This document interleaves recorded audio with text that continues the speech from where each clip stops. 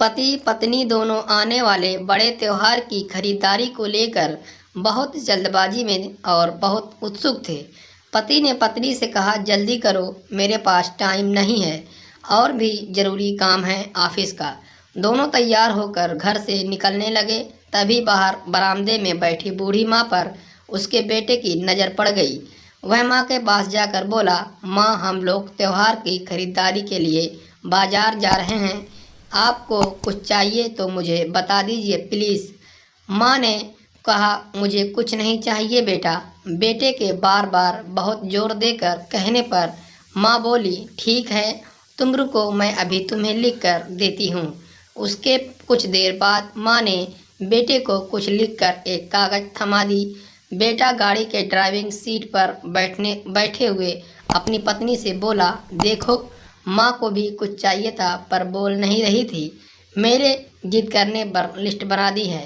रोटी और वस्त्र के अलावा भी इंसान को जीवन में बहुत कुछ चाहिए होता है। अच्छा बाबा, ठीक है, पर पहले मैं अपनी ज़रूरत का सारा सामान लूँगी, बाद में आप अपनी माँ की लिस्ट देखते रहना।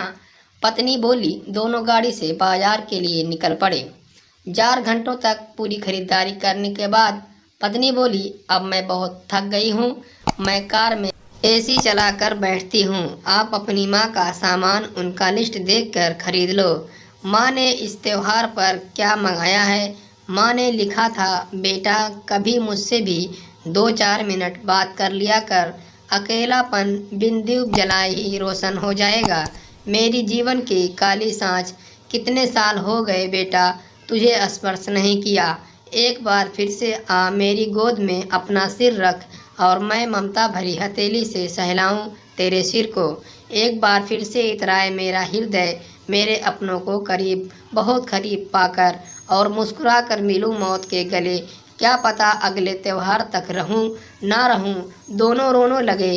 दोस्तों, हमारे माता पिता को सिर्फ हमारा प्रेम चाहिए, हमारा साथ चाहिए, हमारा आदर और सम्मान चाहिए और कुछ नहीं। दोस्तों, कहानी कैसी लगी कमेंट बॉक्स में ज़रूर बताएं।